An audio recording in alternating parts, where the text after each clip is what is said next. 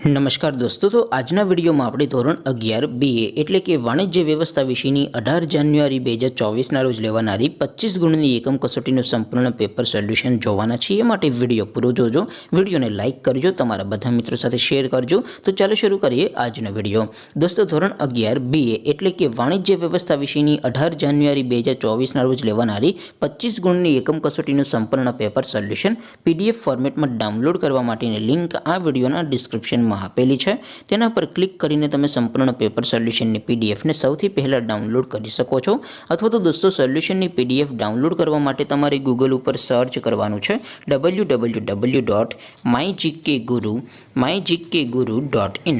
આ વેબસાઇટ તમે સર્ચ કરશો એટલે જે પહેલી લિંક આવશે એના ઉપર તમારે ક્લિક કરવાનું છે।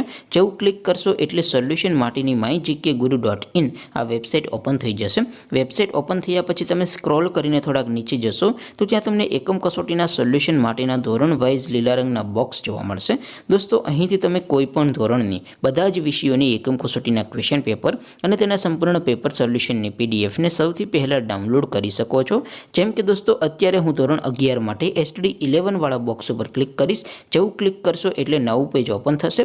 નવું પેજ ઓપન થાય એમાં તમે સ્ક્રોલ કરીને થોડાક નીચે જશો તો ત્યાં તમને STD 11 commerce and arts paper solution 2024નું એક બોક્સ જોવા મળશે। જેમાં દોસ્તો નીચે લખેલું છે STD 11 BA પેપર, તેની સામે ડાઉનલોડ બટન છે તો એ ડાઉનલોડ ઉપર ક્લિક કરશો તો ધોરણ 11 BA વિષયની એકમ કસોટીનું ક્વેશ્ચન પેપર PDF ફોર્મેટમાં ડાઉનલોડ થઈ જશે।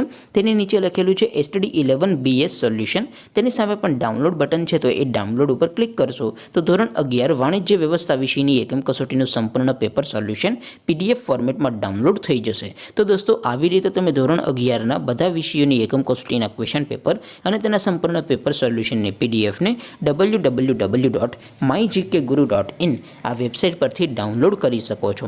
તેમ છતાં કોઈ ક્વેરી હોય, કોઈ પ્રશ્ન ન સમજાતો હોય તો નીચે કોમેન્ટ કરીને પૂછી શકો છો। અદરવાઇઝ આપણે નવા વિડીયોમાં મળીશું, ત્યાં સુધી રજા આપો।